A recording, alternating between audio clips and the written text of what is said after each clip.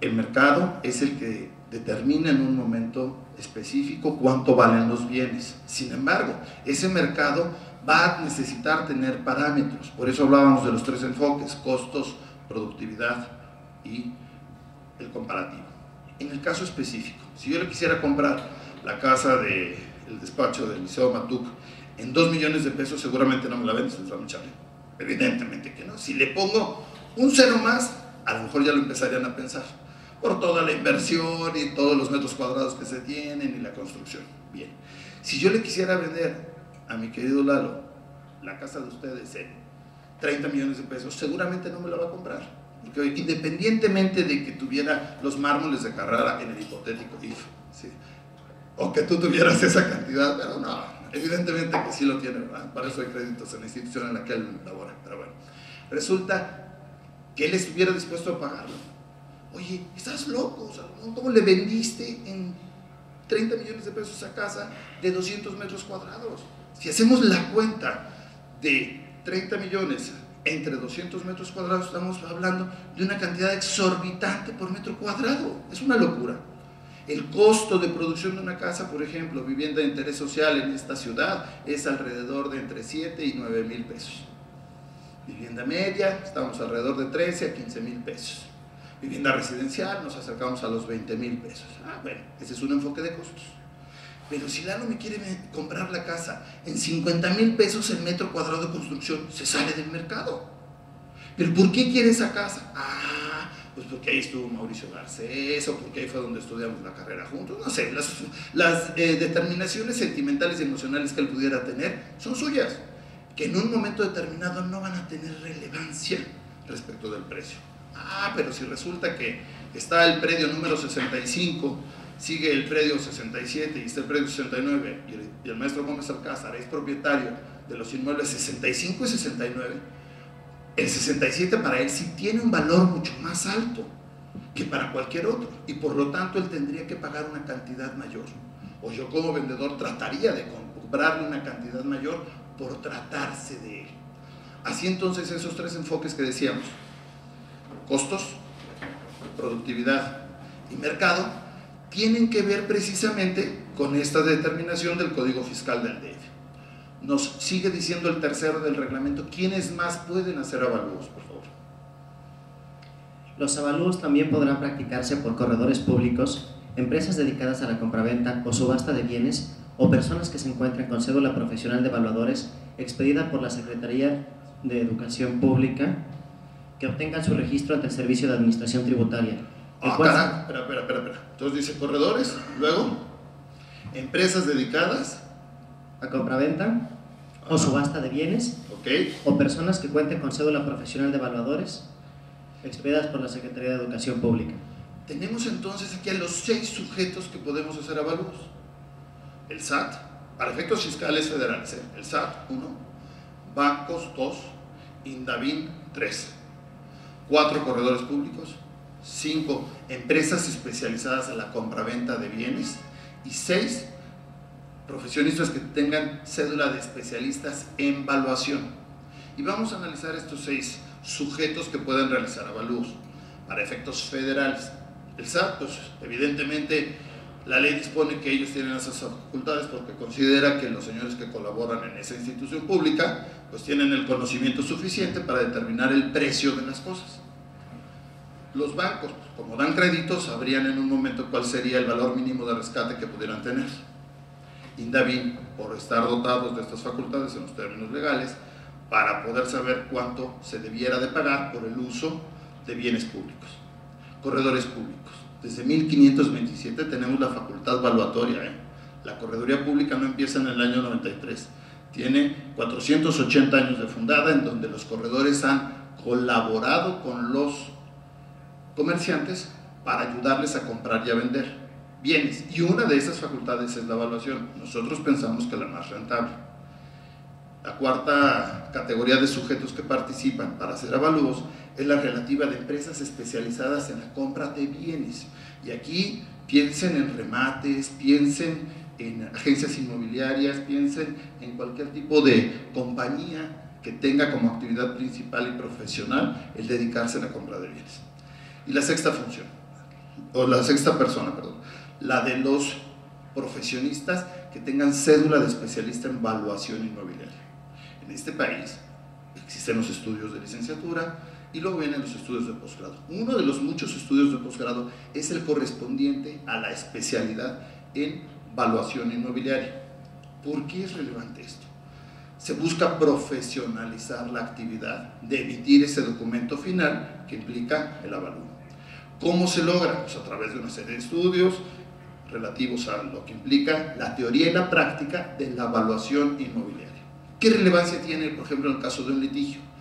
Que si en un momento determinado se ofrecieran a dos peritos, uno con título muy respetable de arquitecto, de ingeniero civil y con una gran experiencia, más de 20 años en materia evaluatoria, pero por el otro lado hubiera una persona recién egresada de la carrera de ingeniería o arquitectura y que tuviera esta cédula de especialista en evaluación inmobiliaria, ¿a quién creen que el juez le podría hacer más caso? O sea, que tiene el segundo papelito, porque aunque la primera persona tenga gran experiencia y grandes conocimientos prácticos, el segundo tiene un documento oficial que lo avala como un experto, por eso es especialista en evaluación inmobiliaria. En teoría sí debería de ser. Y aquí vamos al tema de que el 1300 del Código de Comercio habla de que los avalúos son documentos públicos. Por favor, 1300 Código de Comercio. Y vete a 203 y 206 del Código Federal de Procedimientos Civiles. Este 1300 del Código de Comercio está dentro del capítulo de los juicios en el Código de Comercio y se refiere a que una de las varias pruebas que van a existir en ese procedimiento va a ser la prueba pericial de evaluación. El 1300 como tal nos establece que estos avalúos serán documentos públicos siempre y cuando no sean objetados. Y aquí quisiéramos hacer un pequeño paréntesis. El 1237 y 1238 del Código de Comercio establecen cuáles son los documentos privados y cuáles son los documentos públicos. Ustedes son expertos y saben que la trascendencia de diferenciar unos con otros implica que en uno es verdad legal, documento público, y en otro es un documento privado que estará a la buena valoración de sus señorías. ¿Por qué es relevante esto? Porque en muchas ocasiones se considera que los avalúos son la verdad legal, y perdón, no es cierto. Son una mera opinión que sirve para ayudar el criterio del juzgador en la determinación del precio de un bien. El 1300 del Código de Comercio nos dice. Artículo 1300. Los avalúos harán prueba plena. Artículo 1300. La fe de los demás juicios periciales, incluso el cotejo de letras, será calificada por el juez según las circunstancias. Permítanme tantito. Este dispositivo legal viene desde 1889. El Código Federal de Procedimientos Civiles en el 203 y 206, que se refieren a los documentos privados, nos dicen, por favor. Artículo 203. El documento privado es una forma de los hechos mencionados en él, solo en cuanto sean contrarios a los intereses de su autor, cuando la ley no disponga otra cosa. El documento proveniente de un tercero solo prueba en favor de la parte que quiere beneficiarse con él y contra su colitigante, cuando éste no lo objeta. En caso contrario, la verdad de su contenido debe demostrarse por otras pruebas. El escrito privado que contenga una declaración de verdad hace fe de la existencia de la declaración, mas no de los hechos declarados. Es aplicable al caso lo dispuesto en el párrafo segundo del artículo 202. Se considera como autor del documento aquel por cuya cuenta ha sido formado. Bien, resulta entonces que un documento público pues le tendría que hacer caso a su señoría y un documento privado queda a su buen criterio. El concepto documento ha sido inclusive abordado por los tribunales federales, quienes nos han resuelto lo siguiente. Documento. Es toda cosa que sea producto de un acto humano perceptible con los sentidos de la vista y el tacto, que sirve de prueba histórica, indirecta y representativa de un hecho cualquiera. Puede ser declarativo o representativo cuando contenga una declaración de quien lo crea u otorga o simplemente lo suscribe, como en su caso de los escritos públicos o privados, pero puede ser solamente representativo, no declarativo, cuando no contenga ninguna declaración, como ocurre en los planos, cuadros o fotografías. De ahí que el documento no es simplemente un escrito. La raíz etimológica ratifica su carácter representativo, por lo que la voz documento deriva del vocablo docere, que significa enseñar o hacer conocer, por lo que la prueba documental es aquel medio de convicción por el cual una de las partes en litigio se sirve para demostrar un hecho que se encuentra vinculado a las cuestiones controvertidas en el procedimiento de referencia.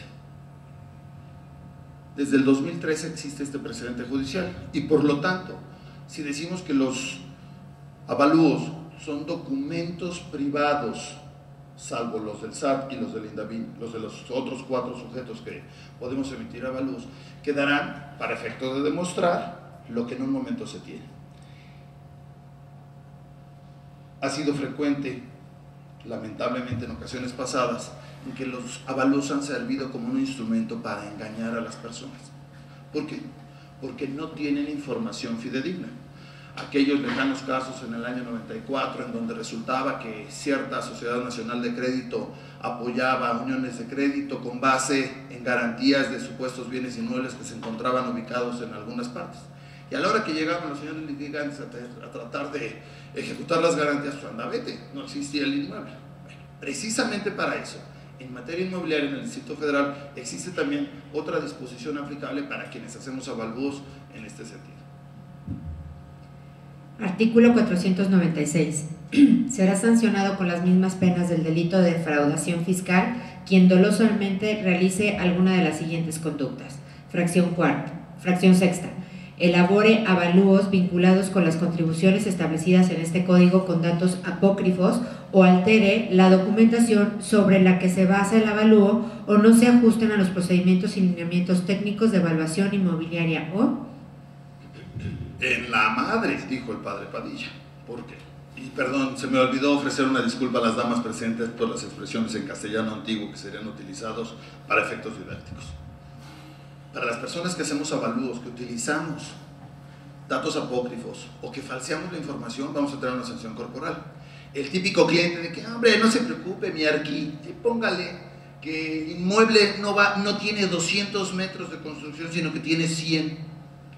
O que no es clase 6, sino que es clase 4. Es decir, que los materiales empleados son de una calidad menor a los que realmente tiene. Resulta que eso tiene una sanción penal. Y en el caso del Distrito Federal, por ejemplo, para hacer avalúos para operaciones traslativas de dominio, pues pueden ser, obviamente los bancos, pueden ser personas morales autorizadas ante tesorería o podemos ser personas físicas que hayamos obtenido la autorización correspondiente ante tesorería. Por el hecho de ser corredores públicos no tenemos en automático la calidad de peritos evaluadores de tesorería de inmuebles. Hay que presentar y aprobar un examen correspondiente. ¿Por qué es tan importante esta cuestión?